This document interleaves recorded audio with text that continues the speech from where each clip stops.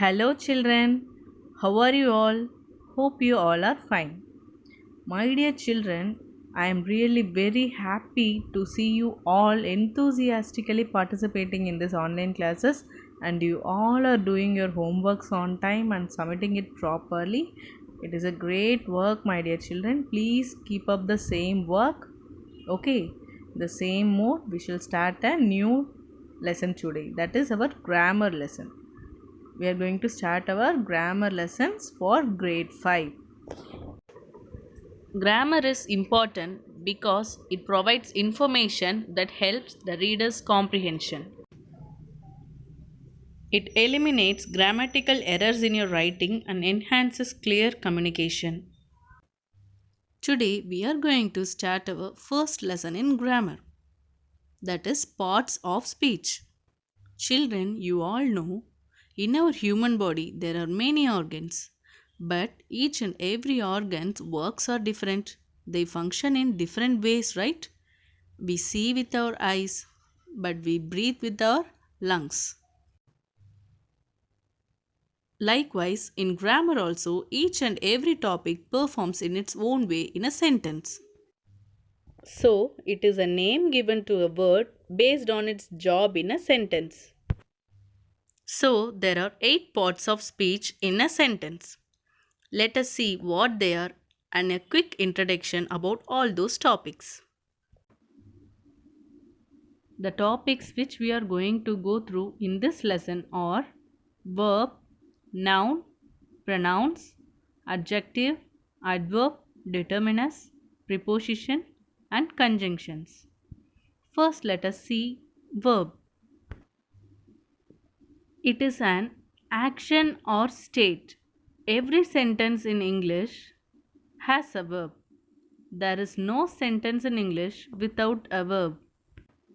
It has tenses, that is past, present, and future tense. Children, you all know verb refers to an action.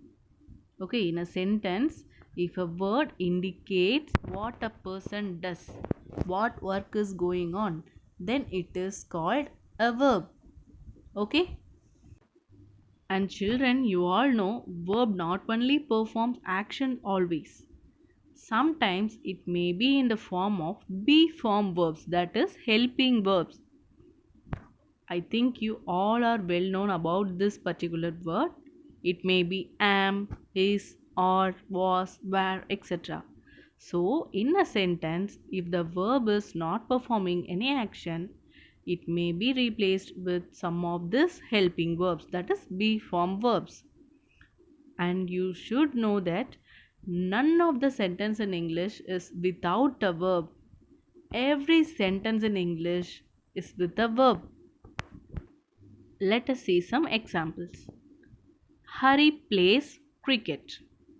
So what is the action? Plays. Hari plays cricket.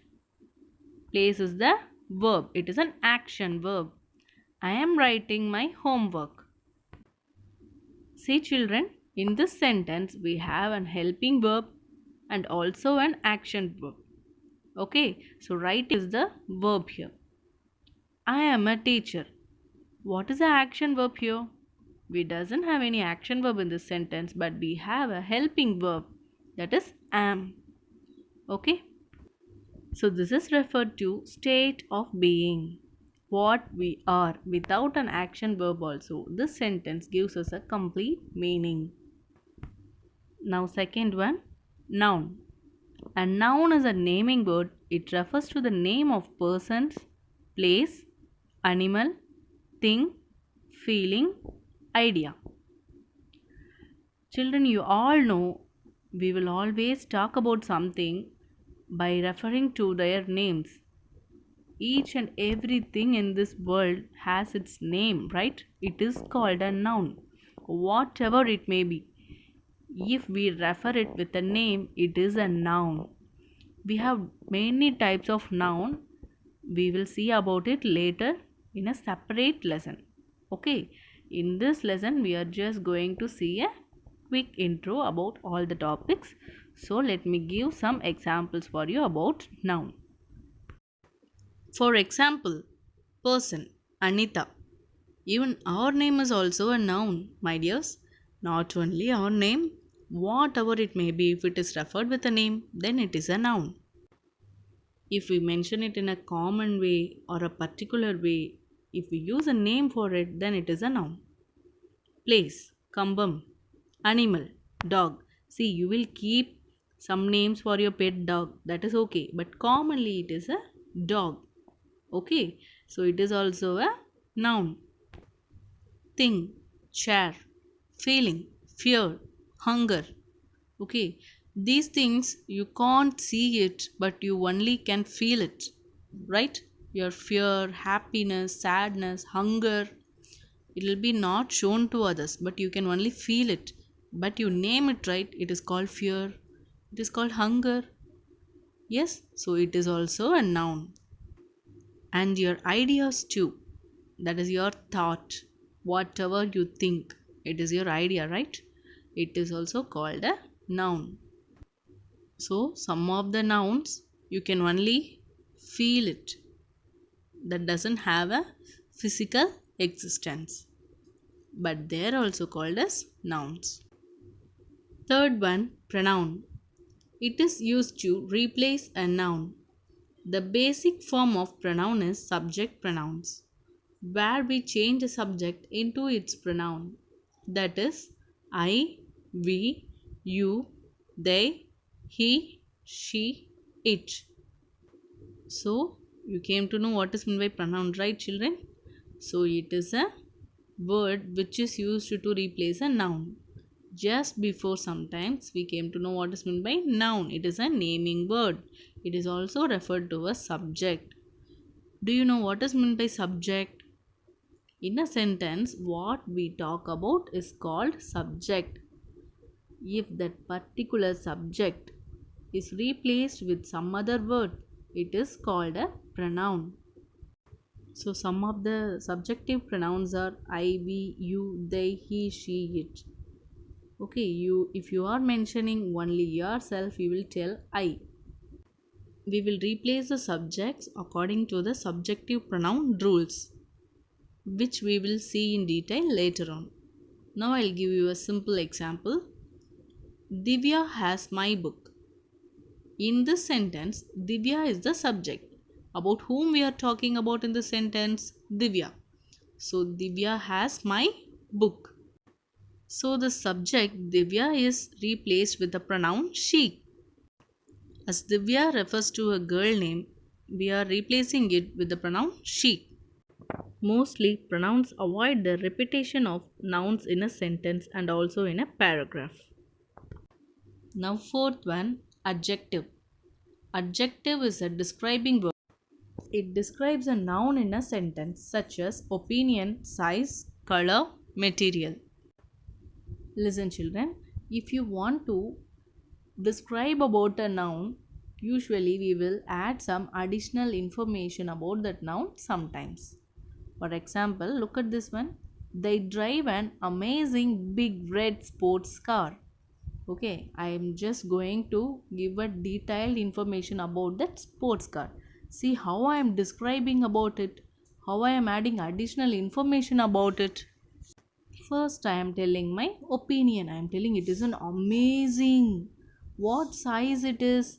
It is a big. What color it is? It is red. What material it is? It is a sports car. Okay, so I am describing about the sports car in this way. I am telling it as an amazing big red sports car. Okay, if only one adjective is in the sentence, there is no placements. You can place it before the noun and you can write. But if there is two or more adjective in a sentence, there is a format to place the adjectives. That is opsicoma. First you should place the opinion, then size, then color, then you should tell about the material finally, what material it is. Okay, there are so many types of cars, right? So that is why in that basis I have prepared this sentence. I'll give you one more example, children. I saw a green parrot. I am telling about a parrot. How I am describing about that parrot? I am telling that I saw a green parrot. What is the color of that parrot? Green. It may be size, shape, whatever it may be. If you describe, if you tell more about that particular thing, then it becomes an adjective. Fifth one, adverb. It gives additional information about verb, adjective, and other adverbs. It answers for the question like when, why, how, in what way the action is done. So adverbs gives additional information about the verb, adjective, and other adverbs. Like adjective, how it gives more additional information about a noun. This adverbs give additional information about verb, adjective, and other adverbs also. And it usually answers for the questions like how, where, and in what way the action is done. For example, she explained it quite well. This answers for the question how. How she explained? She explained it quite well. Sixth one, determinus. It is a word which is used at the beginning of a noun group to indicate which thing you are referring to or whether you are referring to one thing or several. And it is also used to demonstrate something. What is that? What is this? Like that. Okay, and it is also in the form of interrogative types, that is WH questions. These all are together known as determiners. Okay, so for example, I ate an apple. I ate an apple. This is a ball. It may be there is a ball, these are balls, a group of things, and a single thing. We can refer using the demonstratives. Where is your book? Beginning with the WH question. You should note this apple, ball, and this book is also a noun. So we are using this determinus and this where to refer to a thing or a group of thing. So this is called determinus. Now, seventh one, prepositions. It shows us how a noun is related to the words in the sentence.